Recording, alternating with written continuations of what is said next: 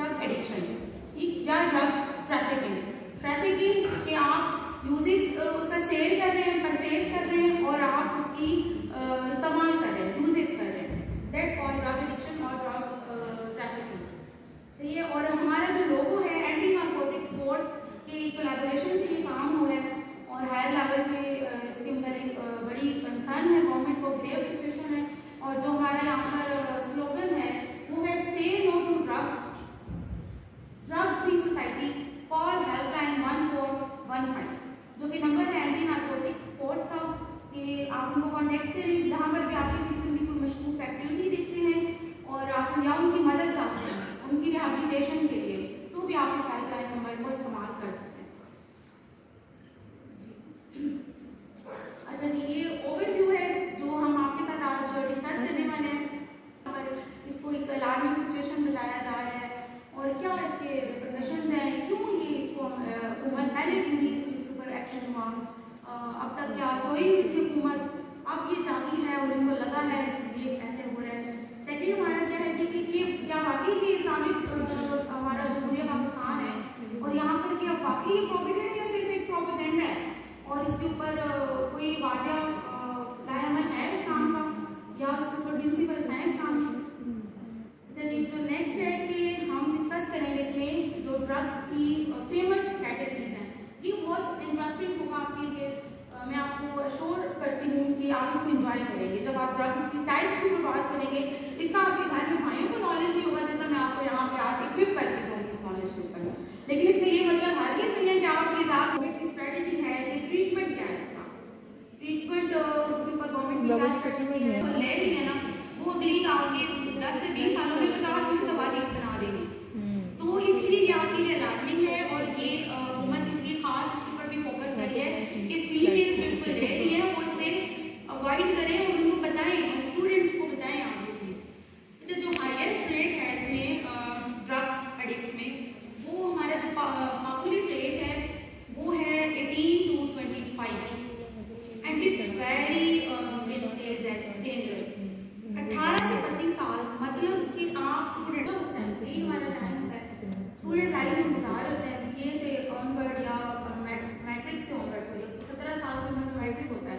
तो 18 से 25 साल के स्टूडेंट्स ले रहे हैं जी ये ड्रग्स ज़्यादातर, और जिसकी वजह से वो 18 से 25 साल की यूथ को जब बेड़ा गर्क हो जाना है तो आपके पास जितने भी इक्विपमेंट्स आ जाए, आपने क्या जगह लड़नी है, आपके पास जितने भी हॉस्पिटल्स बन जाए, आपके पास डॉक्टर्स ही नहीं होंगे, आपकी यूथ का तो ड्रग एडिक्ट्स तो नहीं होगी, तो उसने क्या जगह अस्पतालों में लोगों के इलाज करना है। आपके टीचर्स कहाँ से आएंगे थी जब वो अगले 10 सालों में खुद नशा करके बैठे होंगे, तो उन्होंने नए आने वाले नस्लों को क्या पढ़ा। ठीक है, तो ये हमारे लिए खतरनाक एक बात है इसमें। और ये जो पॉपुलेशन का एज ग्रुप है वो स्पेसिफिक।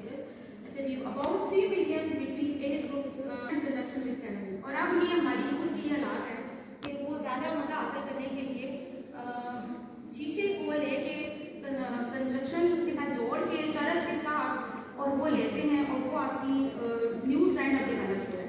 ये पिछले दिनों एक बड़ा वायरल हुआ था, पीछे के स्लाइड्स में पिछले दिनों एक वायरल हुई थी वीडियो भी आप लोगों ने देखी होगी। लाहौर का एक स्कूल है जिसमें वो बच्ची को जी टॉर्चर किया जा रहा है, 4-5 बच्चियां हैं उसकी क्लास फेलो से और उसको टॉर्चर कर रही है और बाकायदा उसके ऊपर बच्ची को नीचे लिटा के उसके ऊपर चढ़ के और उसके बाल खींचे जा रहे हैं, उसको थप्पड़ मारे जा रहे हैं। क्यों मारे जा रहे हैं जी? इसलिए मारे जा रहे हैं कि वो ड्रग्स नहीं ले रही उनके कहने पे। जो क्लास में उन्होंने एक ट्रेडिशन बनाया हुआ उस चीज़ को कि जी ये आपके आजकल यू कैन से कूल, जो आज हमारा यूथ इस चीज़ को बड़ी कूल है चीज़ें, तो वो कूल नहीं थी, जिसकी वजह से उसको वायलेंस का शिकार किया गया और उसको मारा पीटा गया। और ये बड़ी हमारा चीज़ वायरल हुई मीडिया पे, हो सकता है आपने कुछ लोगों ने इसको देखा हो। अच्छा, पाकिस्तान के लॉ जो हैं वो तो स्ट्रिक्टली इसको प्रोहिबिट कर रहे हैं किसी किस्म की भी सिचुएशन में, और वो आपको कह रहे हैं कि 18 से कम उम्र का आपका जो यूथ है वो सिगरेट भी नहीं ले सकती है। और हालात आपके ये हैं कि 15 से आपकी ड्रग्स स्टार्ट हो जाती हैं। किससे स्टार्ट होती है, किस तरह से ले रहे हैं आप लोग, शीशे के साथ मिला के और साथ में आप भी ले रहे हैं। पाकिस्तान का लॉ का वो हम आगे बढ़ेंगे, आपके लिए बहुत सारे इंटरेस्टिंग पॉइंट्स भी इसमें होंगे। अच्छा देखिए, अब एक स्लाइड और पीछे करें बल्कि आगे ये रहने दें ये। अच्छा जी, इस स्लाइड में क्या है जी हमारा, ये 2022 से सर्वे का आगाज़ किया गया है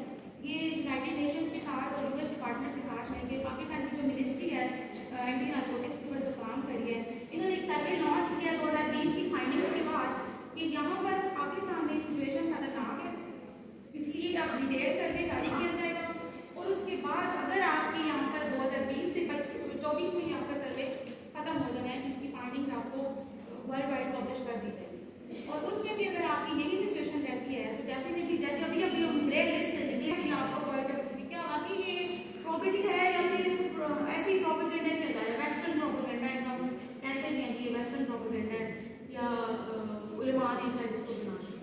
तो ये हम देखते हैं जी कुरान पाक में लिखा हुआ है सूरह माइदा में, या पढ़े जरा फिर हम कुछ बात करते हैं।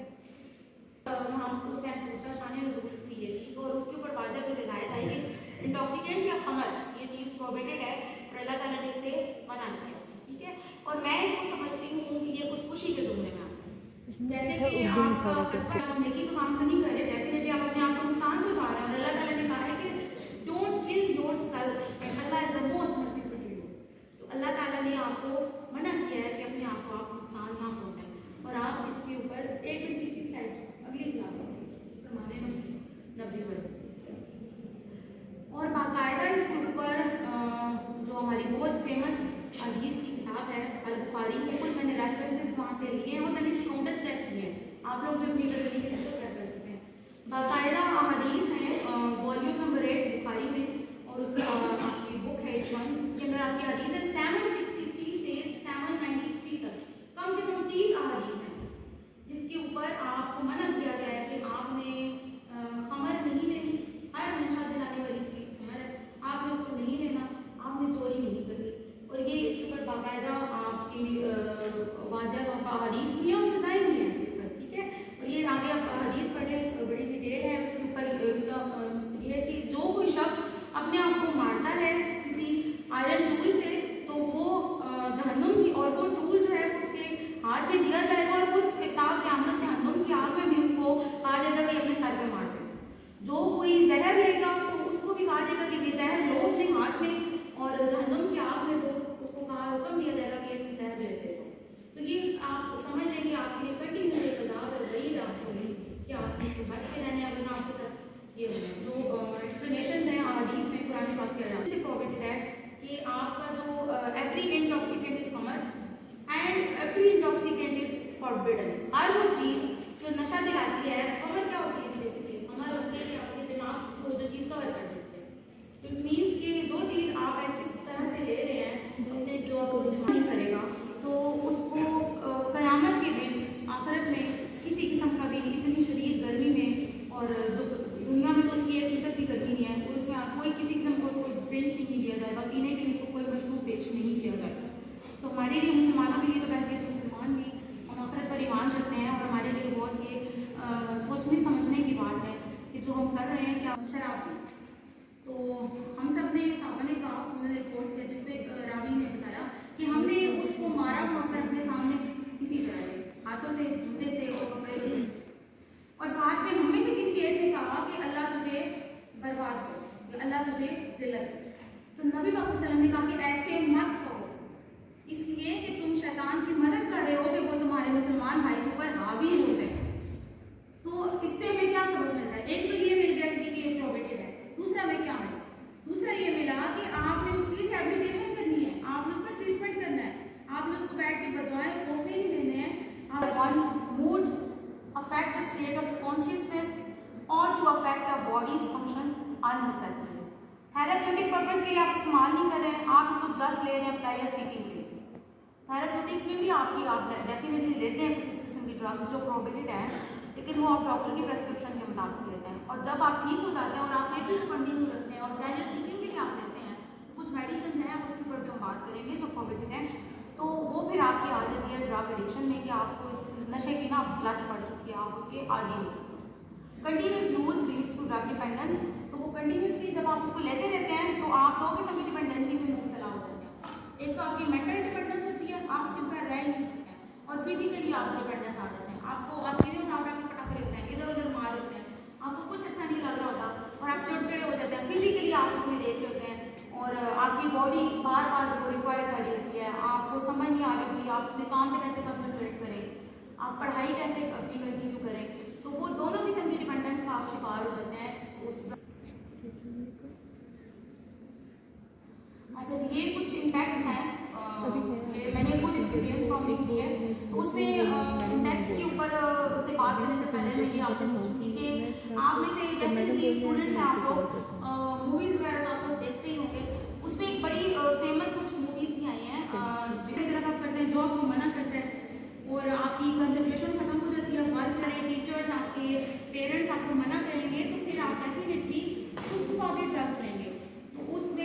बिहेवियर इस किस्म का आ जाएगा, सीक्रेटिव बिहेवियर, और वो भी आपके लिए मशहूर बन जाता है कि जी ये पता नहीं छुप के दरख्त के नीचे या इधर उधर ये क्या कर रही है लड़की, ये बैग उसने कुछ छुपा के लाया हुआ है। तो ये बिहेवियर भी आपको मशहूर बनाता है और आपकी रेपुटेशन खराब होती है। इकोनॉमिक आपके क्या क्या सूरत हाल होती है जी, आपके ऊपर फाइनेंशियल बर्डन आ जाते हैं। आपको घर से अगर पॉकेट मनी मिल रही है तो वो आप अगर आपकी उसकी लत है अनफॉर्चुनेटली, तो वो तो आप कहेंगे कि मुझे सब कुछ बेच के भी ना मुझे अगर वो मिल जाए ना जिसकी मुझे आदत है तो मैं वो ले। तो और ऑन द होल आप होलिस्टिकली अगर देखें तो आपकी पूरी फैमिली को अगर ये ट्रेडिशन फॉलो कर रही है और उसमें 2-3 ड्रग एडिक्ट्स हैं, तो वो फिर आपका हालात ही हो जाते हैं कि आप मकरूज भी हो जाते हैं और लोगों के साथ भी आपके ताल्लुक खराब हो जाते हैं। आपकी कम्युनिटी में भी आपको ओन कर रही होती, सोशल नॉर्म्स की आप वैसे ही आपने उसको डेविएशन की तरफ आप जा रहे होते हैं, सोशल वैल्यूज़ को आप नहीं एक्सेप्ट कर रहे होते हैं। तो ये चीज़ आपके लिए बहुत ज़्यादा फ्यूचर में भी आपके लिए प्रॉब्लम्स लेके आ रही होती है। पूरा लाइफ स्टाइल हो जाता है आपका, सब कुछ आप अपने टॉप पे लगा के, नशे पे जुए पे आप सब कुछ टॉप पे लगा के, तो आप कहते हैं कि मुझे किसी तरह वो चीज़ मिल जाए, तो आपके घर के हालात आपके ये हो जाते हैं कि आपकी चीज़ें बिक जाती हैं, आपका फर्नीचर हो गया, आपके इलेक्ट्रॉनिक्स हो गया, आपका जेवर हो गया, एवरीथिंग। तो ये आपके, और सबसे इंटरनेशनली आपको क्या फेस करना पड़ता है, इकोनॉमिक रिस्ट्रिक्शन, जिसके ऊपर पहले मैंने बात की है। इकोनॉमिक रिस्ट्रिक्शन आपको फेस करनी पड़ती हैं जब आपकी इंटरनेशनली पब्लिश हो जाता है जी कि आप लोग फिर ग्रे लिस्ट में या ब्लैक लिस्ट में आ गए। तो और मेडिकल में बात करते हैं कि आपका बहुत ज़्यादा बीपी हाई हो जाता है मेडिकल पॉइंट ऑफ व्यू से, फिजिकली जो आपको बीमारियाँ फैलाती हैं, एड्स इन्फेक्शन आ जाता है, HIV एड्स हो जाता है, बहुत ज़्यादा varying forms of tumours and ulcers आपकी बॉडी के अंदर। उन ड्रग्स के अंदर ऐसे केमिकल सब्सटेंसेस होते हैं जो कि आपको अल्सर और ट्यूमर्स की तरफ लेके जा रहे होते हैं। बीपी आपका हाई होता है और जो आपकी जड़ है हार्ट स्ट्रोक की, और आपको इसके अलावा हेपेटाइटिस कॉमन है, जो ड्रग एडिक्ट है बहुत ज़्यादा गर्म होती हैं और इस तरह से आपके जो बॉडी के ऊपर हालात है वो शदीद बीमारी की नौयत आपके अंदर पैदा करती है। साइकोलॉजिकल के ऊपर बात करेंगे, मैं सिंपल सा साइकोलॉजिकल एक्सप्लेन करूँगी लेटर ऑन, इसको मैडम मुझे बड़ा अच्छा एक्सप्लेन कर देंगे आपको। बिहेवियरल वार्निंग आपके अंदर आ जाती है और इसके अलावा आपकी पुअर जजमेंट हो जाती है, लैक ऑफ कंसंट्रेशन हो जाती है, साइकोलॉजिकली आपके ये इफेक्ट आते हैं जी। आपके फिजिकल सिम्टम्स, जो बंदा नशा लेता है, देवदास याद है ना आपको जी, शाहरुख खान की क्या अनयूजुअल स्मेल्स और ब्रेथ, बदबू आती है जी। जो ड्रग बंदा लेता है उसके पास से बहुत गंदी स्मेल आती है और आप उसके पास बैठ नहीं सकते। इवन अगर आप स्मोकर की बात करते हैं तो स्मोकर के पास से भी इतनी शदीद स्मेल आती है कि आप उसके पास 5 मिनट नहीं बैठ सकते। और पाकिस्तान का कानून तो कहते हैं कि आप पब्लिक प्लेस पे बैठ के सिगरेट भी नहीं पी सकते।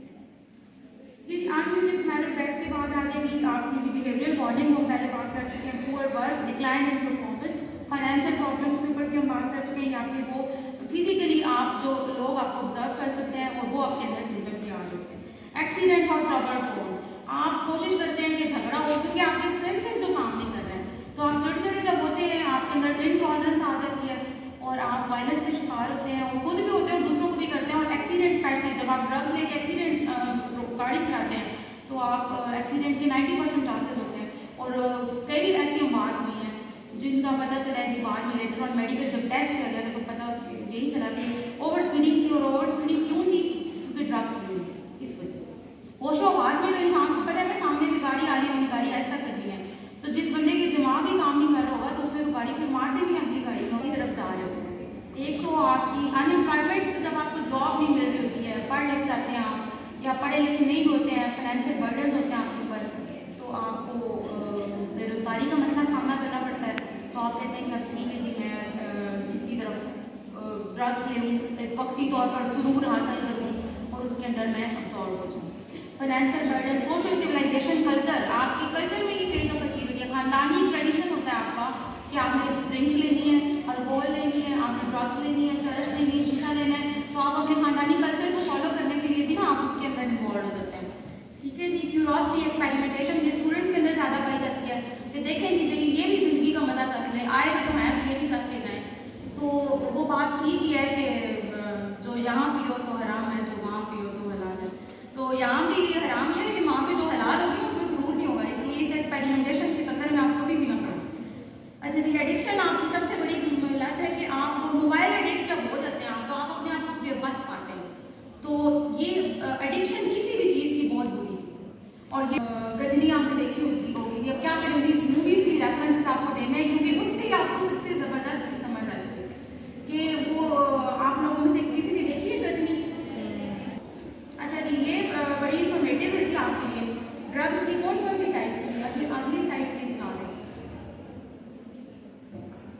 स्टिमुलेंट्स क्या होते हैं जी? ये कौन लोग लेते हैं? ये ज़्यादातर ना एथलीट्स और स्पोर्ट्स पर्सन लेते हैं। वो क्यों लेते हैं? वो इसलिए वो हम आगे डिस्कस करते हैं वो क्यों लेते हैं। उसमें क्या क्या उसमें आ जाएगा आपका निकोटीन आ जाएगी, कोकीन आ जाएगी, एम्फेटामाइन आ जाएगी। दूसरी आपकी डिप्रेशन है जो आप एक साइड पे से स्लैंग। अच्छा ठीक है, सही सही।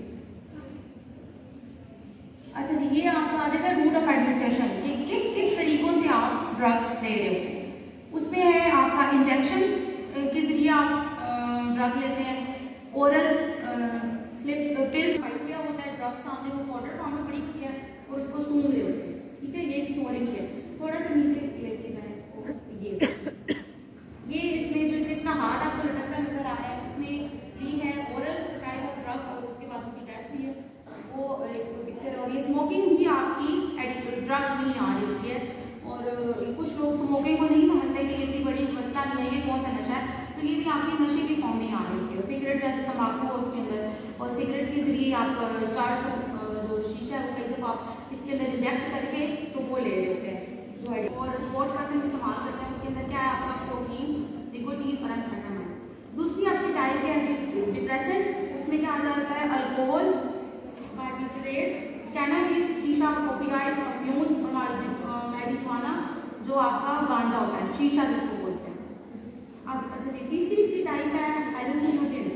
इसमें आपकी ये मेडिसिन के नाम है जिनके अंदर ये मौजूद है, LSD, और ये सारी प्रोहिबिटेड है, ये सारी बैन है और ये आपको किसी मेडिकल स्टोर से नहीं मिलेगी other than the prescription of a doctor. और वो भी डॉक्टर, आम डॉक्टर नहीं उसको प्रेस्क्राइब कर सकता अगर आपने ये चीज़ें लेनी भी हैं। और उसमें आप देखेंगे कि इंसान को ना हेलुसिनोजेंस पे ये होता है कि वो चीज़ें नजर ड्रग यूज है, डिस्टर्ब होता है, कॉलेज डिस्टर्ब होता है आपका इस पिक्चर के अंदर, वो सारे थॉट्स आपको नजर आएंगे। यूज करने से आपका क्या क्या वायलेंस आ सकता है, क्राइम हो जाते हैं। उनकी अच्छी आती है। जी अगली स्लाइड पे अच्छी आती है। अच्छा जी, स्टिमुलेंट्स की बात करते हैं। स्टिमुलेंट्स क्या होते हैं? Stimulates the brain and the central nervous system and speed to work, increase the state of mental alertness and arousal। ये कुछ स्टूडेंट्स भी लेते हैं, मेडिकल स्टूडेंट्स इसको इंक्रीज एनर्जी बहुत ज़्यादा आपको बूस्ट कर देती है। रेस्टलेसनेस इसको लेने के बाद कुछ वक्त गुजरता है तो आपके अंदर बहुत ज़्यादा बेचैनी आ सकती है। और यूफोरिया क्या होता है, बहुत ज़्यादा आपको तमाशा खुशी महसूस हो रही है, कोई पता नहीं होता कि क्यों खुशी महसूस हो रही है। आप खुशी का क्या रीज़न है? ना तो आप एग्जाम में फर्स्ट आए हैं, ना आप स्पोर्ट्स में फर्स्ट आए हैं, ना आपके घर में किसी नए फर्द की आमद हुई है, तो और क्या मसला क्या है आपके साथ जो आप इतने बेतहाशा खुशी महसूस कर रहे हैं? तो वो इस साइड इफेक्ट ऑफ स्टिमुलेंट्स जो आप स्टिमुलेंट ले रहे हैं। Increase breathing and heart rate, elevated, ये आपके मेडिकल रिपरकशन है जो आपकी बॉडी के ऊपर होते हैं। उसमें ये फेमस सबसे क्या है स्टिमुलेंट्स का, नार्कोटिक्स, कोकेन और कैफीन, ये तीन स्टिमुलेंट्स की टाइप है।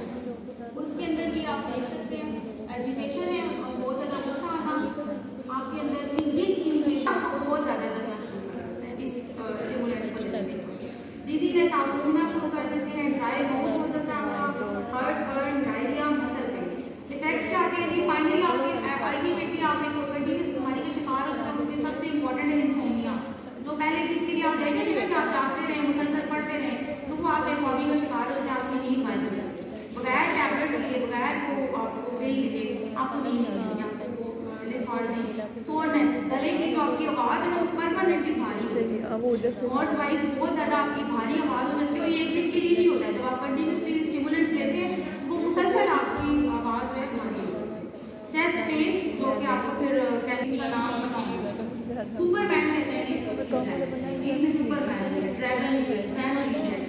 ये मुझे बड़ा इंटरेस्टिंग लगा क्योंकि ये नामों से जो हम जो लोग खरीदते हैं और बेचते हैं उनको क्या पता है सुन जाए ये तो एक साइंटिफिकली नाम है, तो स्ट्रीट नेम इसका क्या है कि सुपरमैन है। और ये बाकी सुपरमैन करती है आपको क्योंकि आपके सामने कुछ नजर आ नहीं रहा होता कि कुछ है और बंदा यहाँ पे है नहीं, मरा वो बंदा आपको सामने नजर आ रहा है कि है यहाँ। ये फिर मैं आपको उसी मूवी की तरफ लेके जाऊँगी, वो करना नॉर्थ की उसमें उसको अपनी साथ में कॉम्पिटिटर नजर आ रही होती है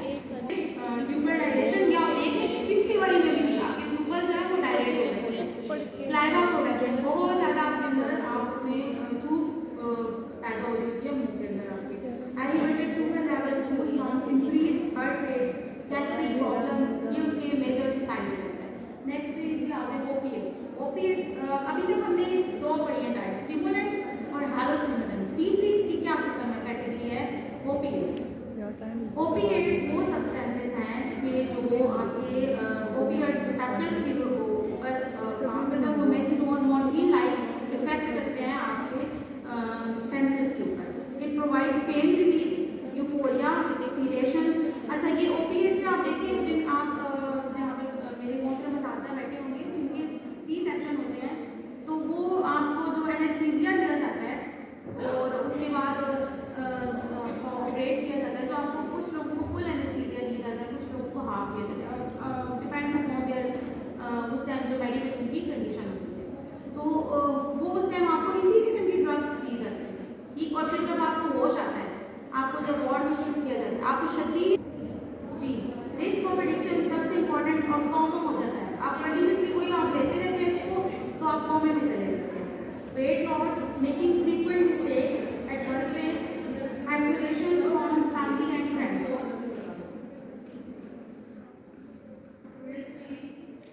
बेटा आप अपने अनरेस्ट में क्यों है? आप कुछ सीखना चाहते नहीं? Thank you ma'am.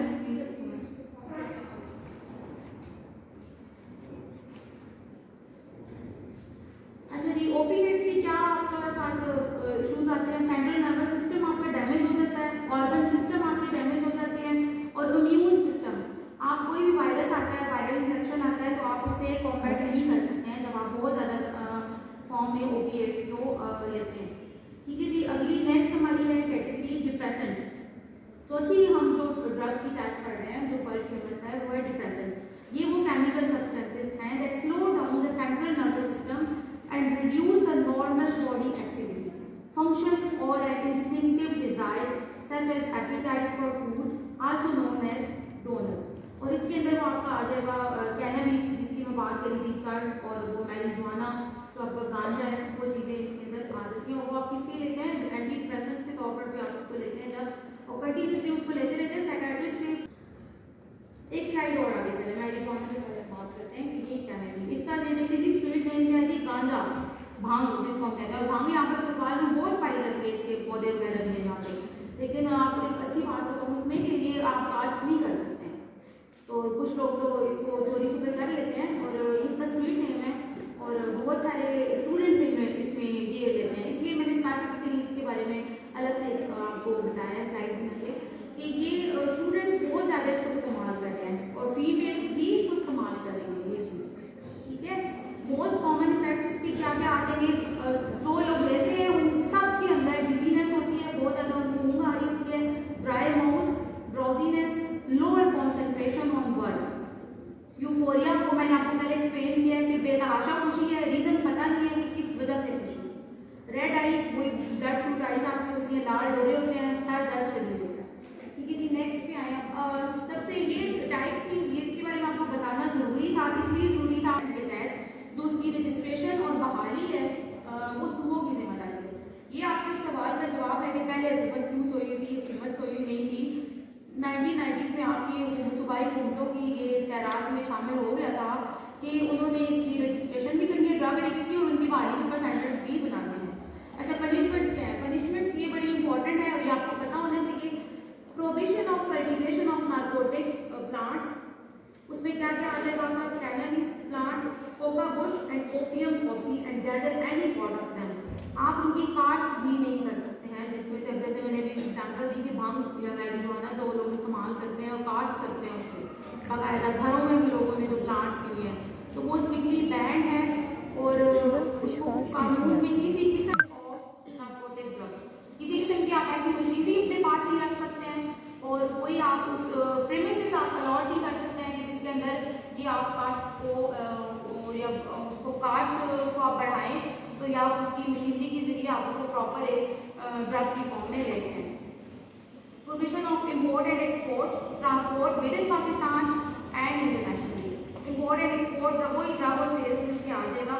और प्रोहिबिशन ऑफ एडिंग, अबेटमेंट और एसोसिएशन इन नार्कोटिक ऑफेंसेस। और जो हमारा सेटअप है का कि ड्रग एडिक्ट्स के जो ट्रीटमेंट है उसके ऊपर ANF ने अभी तक क्या किया है, एंटी नार्कोटिक्स फोर्स ने इस्लामाबाद, कराची, हैदराबाद और सक्कर में अपने अपने हॉस्पिटल्स बनाए हैं और वहाँ पर ड्रग सेंटर्स भी कायम हैं। स्पेसिफिकली जो ड्रग एडिक्ट्स की रिहैबिलिटेशन के सेंटर्स कायम हैं वो वहाँ पर मौजूद है इस्लामाबाद, कोएटा और कराची में। कराची में 60 बेडेड का सबसे बड़ा सेटअप है और वहाँ पर आपका फ्री बेडिंग है, लॉजिंग है और ट्रीटमेंट है और रिहैबिलिटेशन के आपके ऊपर डिफरेंट उसमें एक्टिविटीज़ हैं उस चीज़ के लिए।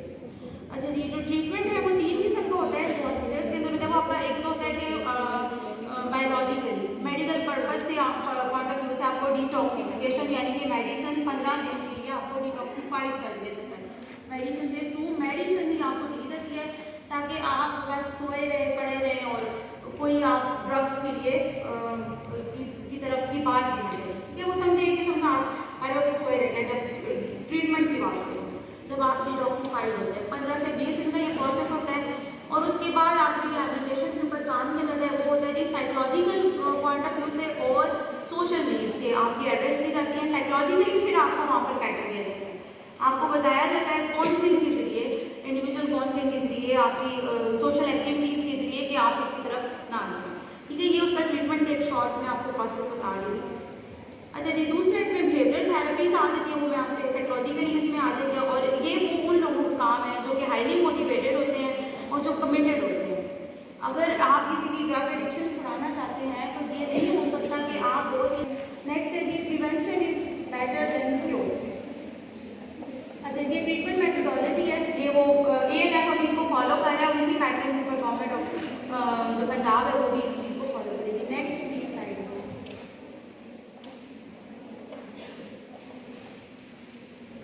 Prevention is better than cure. ये क्यों जरूरी है जी प्रिवेंशन? इसलिए कि आप इसकी तरफ जाएंगे, ये चीज़ आप जरूर सीखें और ये मेरे ख्याल में आपके लिए सबसे बेनिफिशियल यहाँ पे स्लाइड है स्टूडेंट्स के लिए, वो लोग ड्रग्स नहीं लेते हैं। Don't be afraid to say no. इस बात से मत घबराएं कि कोई आपको अगर ऑफर कर रहा है तो आप उसको कहेंगे नो। आप सिंपली कहेंगे मेरी मर्जी नहीं है इस चीज़ पर और आप ये घबराएं नहीं कहने से। जैसे वो मैंने आपको एग्जाम्पल कही थी, तो बच्ची थी लाहौर की स्कूल की और उसने नो ही कहा, लेकिन आप उससे वो डरी नहीं उस चीज़ से, वो स्कूल जा रही है वो ड्रग्स नहीं ले रही है। ठीक है, तो आप भी इस चीज़ से घबराएं नहीं। अगर तो आपको ऑफर कर रहे हैं तो don't be afraid to say no. Connect with your family, friends and avoid negative peer pressure. Peer pressure क्या होता है जी? आपके साथ के जो दोस्त होते हैं, कोलीग्स होते हैं, आपके जो फैमिली से सेकंड मोस्ट इम्पोर्टेंट जो चीज़ आपके लिए ग्रुप होता है पीपल का, वो आपका पीयर प्रेशर आ जाता है। क्योंकि आप अपनी फैमिली के कहने पर चले नहीं लेते, लेकिन कुछ लोग दोस्तों की बहुत बात मानते हैं जी, दोस्त ने जो कह दिया वही करना है या इस तरह से। ये स्टूडेंट लाइफ में बहुत ज़्यादा होता है। ठीक है, इस चीज़ को सब एक्सपीरियंस कर चुके हैं, मतलब जो अब अडल्ट हो चुके हैं कि पीयर प्रेशर आपके ऊपर होता है। अच्छा जी, आपको किसी किस्म की भी स्ट्रेस है, एंग्जाइटी है तो आप वॉक करें, 30 से 40 मिनट जाएं ताकि अपने मसल्स रिलैक्स करें।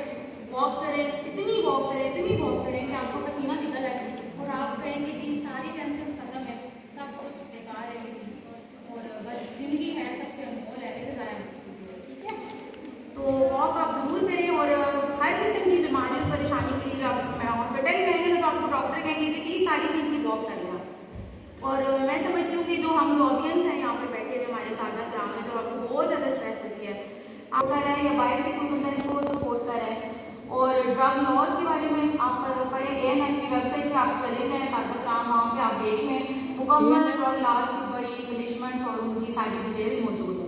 ट्रीटमेंट प्रोग्राम्स क्या क्या हैं वो डेफिनेटली आपको पता होना चाहिए। थेरेपी सेंटर्स हैं जैसे BHQ में इस्टेब्लिश्ड है, न्यूली प्राइवेट भी इस्टेब्लिश्ड है। आप गवर्नमेंट को करें अप्रोच इस सिलसिले में तो गवर्नमेंट आपके लिए बहुत ज़्यादा बेनिफिशियल है। और परसिस्टेंस एंड कॉपरेशन